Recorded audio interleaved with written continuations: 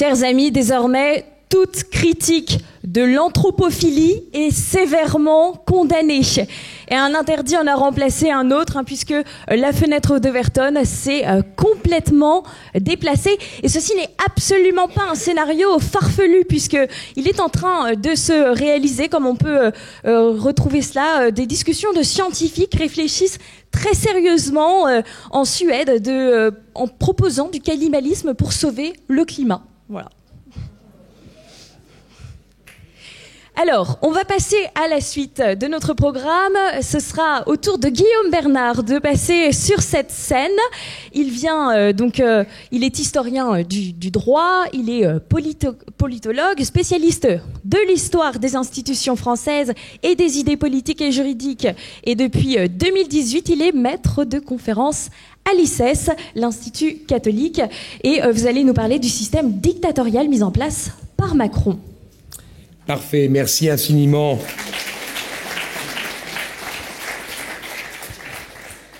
Chers amis, je suis très heureux d'être parmi vous. C'est la deuxième fois que je participe à un forum de la dissidence de Polémia et je suis toujours très bien accueilli et c'est toujours très agréable d'être ici. Merci à Jean-Yves et à la totalité de l'équipe de Polémia de leur accueil. Alors, qu'est-ce que le système Macron et quel régime politique signifie-t-il? Vers quel régime politique se dirige-t-on?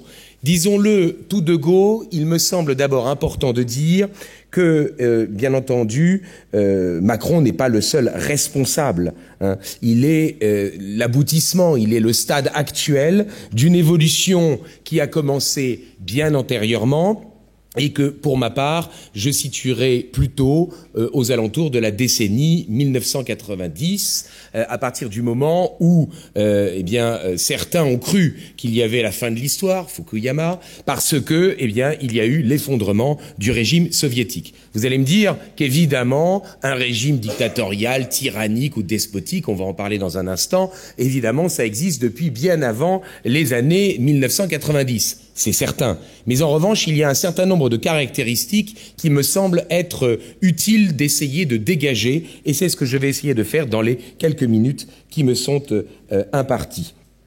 Emmanuel Macron n'est donc pas le seul responsable de la situation, mais il est sans doute l'une des meilleures incarnations du système qui est en train de se mettre en place. Il dépend donc de nous, de notre compréhension du phénomène et de notre mobilisation pour y mettre un terme.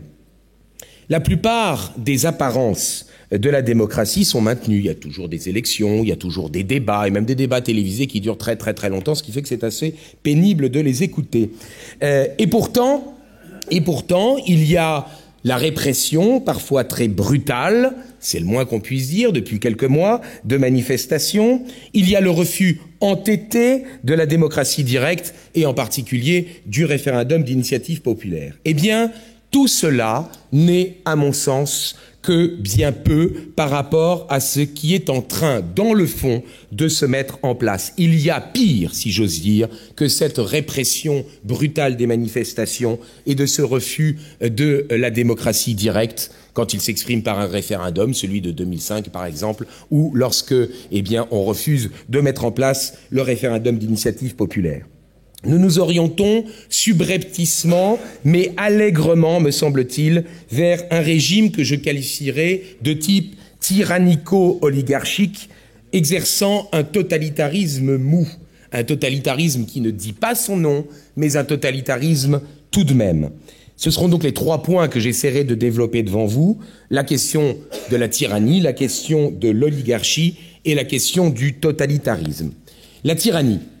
C'est vrai que je préfère, et ça a été évoqué tout à l'heure, je préfère le terme de tyrannie à celui de dictature, parce que je trouve que c'est parfaitement injuste envers la dictature de la Rome antique que d'assimiler le régime que nous sommes en train de connaître avec ce régime prévu par les institutions de l'ancienne Rome. Vous le savez bien, la dictature, c'était tout simplement le fait de confier de manière temporaire à une personne les pleins pouvoirs lorsque la cité, lorsque la patrie est en danger. Salus populi suprema lex, le salut du peuple est la loi suprême. Et donc par conséquent, effectivement, c'était dans l'intérêt du bien commun que ce régime était mis en place, dans l'intérêt de la patrie elle-même. Rien ne sert de maintenir le fonctionnement normal des institutions si jamais celle-ci est débordée, si jamais celle-ci est envahie et renversée. Et donc par conséquent, eh bien je crois que effectivement, c'est la tyrannie qui est l'exact inverse d'une certaine manière de la dictature. La tyrannie, eh bien, c'est un régime qui est un régime corrompu, je vous renvoie évidemment aux classifications des régimes d'Aristote ou même de Cicéron, un régime corrompu qui détourne le pouvoir de sa finalité, la finalité évidemment du pouvoir étant la défense du corps social, parce qu'évidemment en pouvoir politique il se justifie, il s'appuie sur le fait qu'il y ait un corps social à défendre. En quoi le macronisme confine-t-il à la tyrannie ? Je crois que deux notions nous permettent d'appréhender la chose. La post-démocratie, c'est un concept, c'est une notion qui a été forgée en Angleterre par un certain Colin Crouch. Ma prononciation est aléatoire, naturellement. Je prononce tout à la gallicane, le latin, l'anglais, tout, ne vous inquiétez pas. Et évidemment, et un deuxième concept, la gouvernance. Qu'est-ce que c'est que la post-démocratie? Malgré les apparences, malgré les élections, eh bien en fait les décisions ne sont pas prises par le corps politique ou par ses représentants même, en fait elles sont prises par des institutions supranationales en concertation avec des entreprises qui sont devenues, qu'on qualifiait fut un temps de transnationales, mais qui désormais sont à l'évidence des entreprises nationales. C'est ça, la post-démocratie. Et il faut bien le dire qu'évidemment, lorsque l'on sait que passent des conseils d'administration de ces entreprises-là, qu'un certain nombre de personnes passent des conseils d'administration de ces entreprises aux directions d'organismes internationaux, il y a effectivement quelque chose qui ne nous étonne plus guère. La gouvernance qui se substitue, qui remplace petit à petit la notion de gouvernement, c'est aussi quelque chose d'essentiel et je crois d'encore plus important.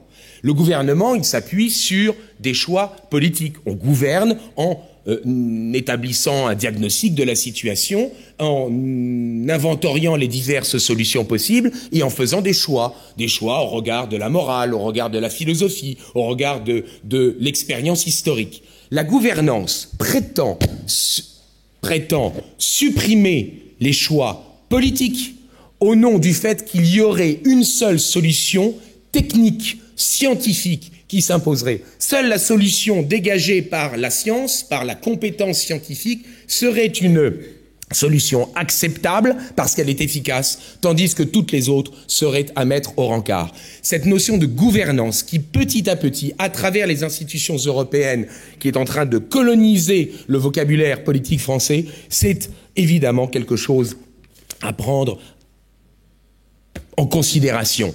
Post-démocratie et gouvernance contribuent à détourner le pouvoir de sa finalité qui est normalement la défense du corps politique, la défense du bien commun du peuple dont le pouvoir est supposé diriger le destin. La post-démocratie, c'est la négation du peuple, c'est le fait qu'il faudrait être ouvert et non pas fermé, évidemment. Nous sommes fermés, je vous le signale. La gouvernance, n'est-ce pas? Eh bien, parce que les educated, comme ils disent, eh bien, eux doivent avoir voix au chapitre parce qu'ils connaissent la solution qui est techniquement faisable, qui est scientifiquement acceptable, tandis que les uneducated, c'est-à-dire vous et moi, naturellement, eh bien, doivent être guidés par ceux qui ont les lumières. Bien.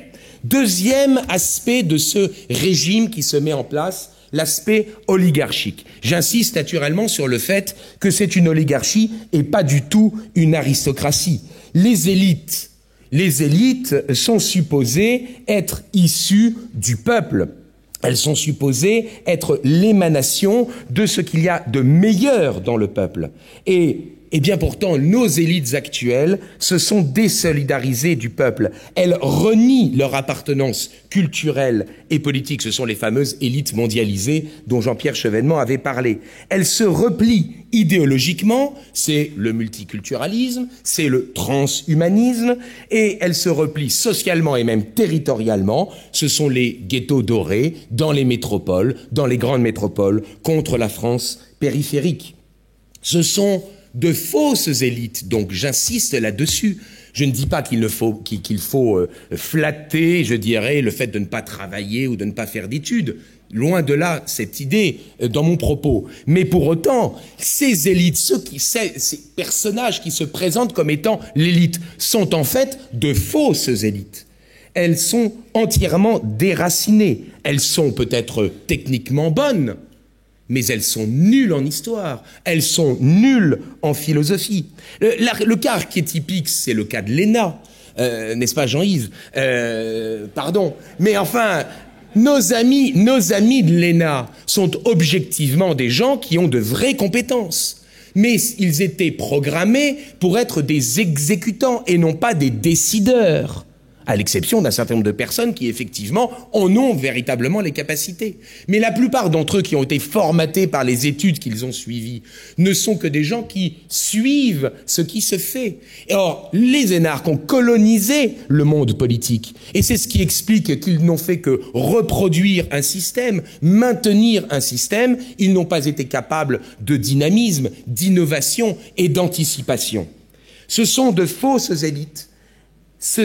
Nous sommes donc en face de l'apparence d'une élite et non pas de sa réalité. Nous sommes dans le cadre donc d'une oligarchie parce que, eh bien, ces individus défendent leurs intérêts de classe et non pas le bien commun. Au lieu d'être capables, au lieu d'envisager même de se sacrifier, parce que c'est ça le rôle d'une élite, une élite ou les élites, plutôt parce que dans un corps social, il y a des élites, au lieu d'être capables de se sacrifier, d'être les meilleurs, les plus vertueux, les plus adonnés au bien commun, au lieu d'être capables de se sacrifier pour le peuple, en fait, ils renient le peuple et ils l'abandonnent. Voilà ce que c'est que l'oligarchie, et il y a donc une combinaison d'un pouvoir central tyrannique et autour d'une oligarchie qui le soutient et qui bénéficie de ses largesses. Le troisième point qui me semble caractéristique de ce régime qui est en train de se mettre en place, c'est qu'il n'est pas un totalitarisme dur, officiel, avec un État, directement tout-puissant, avec un parti unique, encore que la grande coalition macronienne en prend d'une certaine manière la forme. C'est un totalitarisme mou, et je voudrais essayer de vous donner un certain nombre d'éléments d'interprétation de la situation, d'analyse de la situation que nous avons.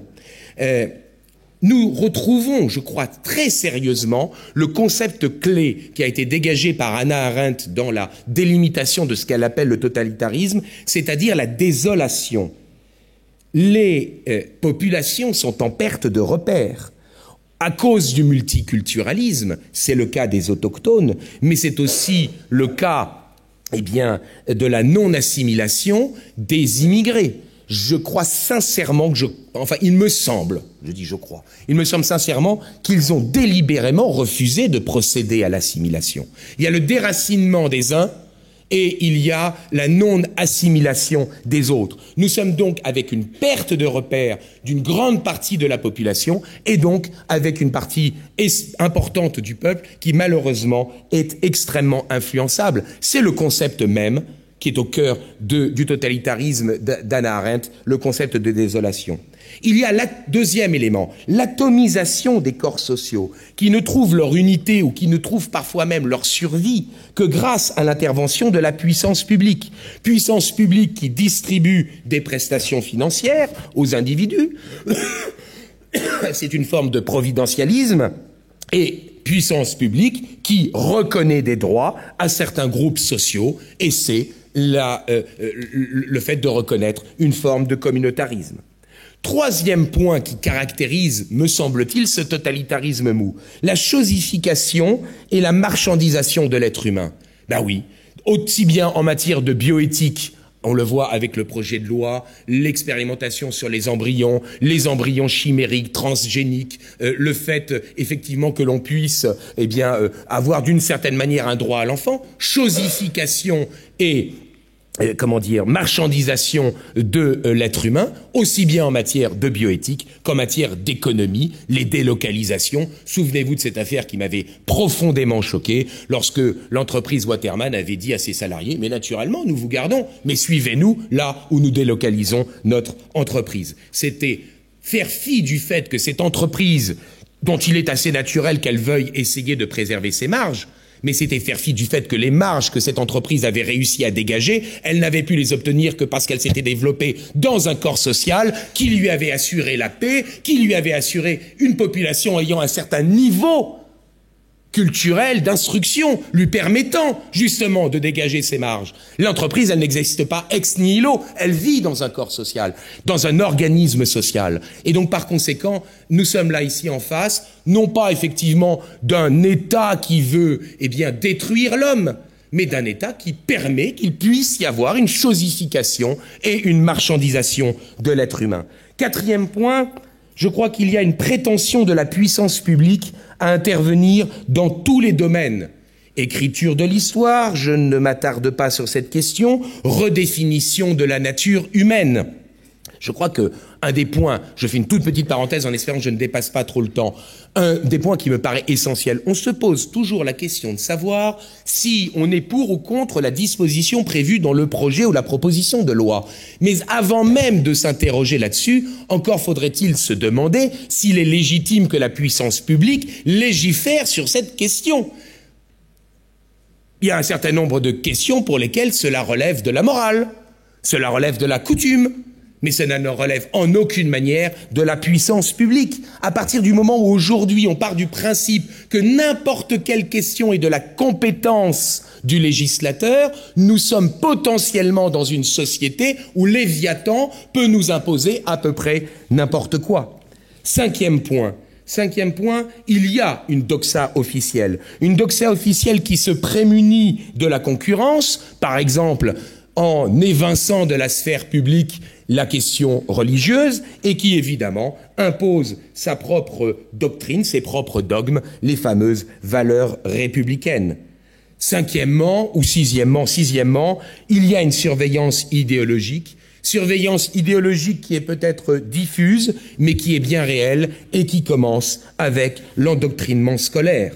Enfin, je terminerai par ce septième point, caractéristique de ce totalitarisme mou qui est en train de se mettre en place, qui est presque déjà complètement en place, si vous voulez mon avis, la réduction de l'espace des libertés et en particulier de la liberté de penser, d'abord par des médias non pas composés de gens mal intentionnés, mais sans doute de gens tout simplement formatés comme les autres et qui, tous, comme un seul homme, hiérarchise et sélectionne les informations de la même manière. Il ne cherche pas à manipuler, mais en revanche, de fait, il cache une partie de la réalité. Et puis aussi, bien sûr, ça a été évoqué par Nicolas juste auparavant, les lobbies communautaristes qui délimitent ce qu'il est permis de penser en raison de leurs propres intérêts. On s'interrogeait récemment dans une émission télévisée de l'espace de la liberté d'expression. Mais que n'ont-ils constaté que justement cette émission a montré que la liberté d'expression ne pouvait que se réduire comme une peau de chagrin, étant donné que chacun des groupes présents et représentés sur le plateau, chacun des groupes présents prétendait interdire aux autres de prendre position sur ce qu'ils considéraient être de leurs droits. Chaque groupe revendique son propre droit, sinon ça veut dire que vous me niez dans mon humanité, et si vous me critiquez dans mes actes, c'est que vous portez atteinte à mon être. Dans ces conditions, évidemment, il n'est pas étonnant que la liberté d'expression se réduise comme une peau de chagrin et que l'État puisse d'une certaine manière y trouver son compte. Ce n'est pas un totalitarisme d'État, c'est un totalitarisme diffus, utilisé par l'État, ce que je vous propose d'appeler le totalitarisme mou. Que dire en conclusion ? En conclusion, il est clair que nous sommes face à un pouvoir central de type corrompu au sens aristotélicien, qui s'appuie et qui bénéficie à une oligarchie qui est une fausse élite, parce qu'elle n'est pas issue du peuple, et parce qu'elle ne sert pas le peuple, et parce qu'elle n'est pas prête à se sacrifier pour le peuple. Il est clair que nous sommes en face d'une nouvelle forme de la lutte des classes. Je ne suis pas un parangon de la lutte des classes. Je vous rappellerai que c'est un concept né chez François Guizot, c'est-à-dire un auteur libéral qui opposait les productifs, c'est-à-dire les salariés les ouvriers et les patrons, aux improductifs, c'est-à-dire l'armée et le clergé.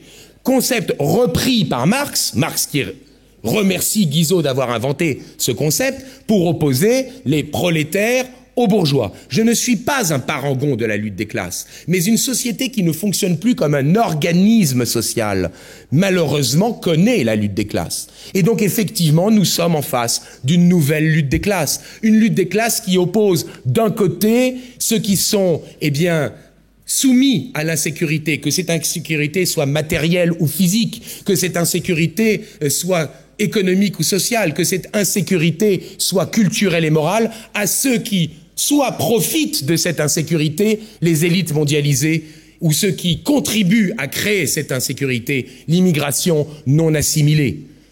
Un dernier mot tout de même, un dernier mot. Je crois qu'il faut faire tout de même attention au fait que tout ce qui s'oppose à Macron n'est peut-être pas nécessairement souhaitable, qu'il y a parfois des alliances contre nature dans lesquelles nous n'avons peut-être pas intérêt à entrer, parce que justement nous sommes les défenseurs de l'ordre naturel des choses. Je vous remercie.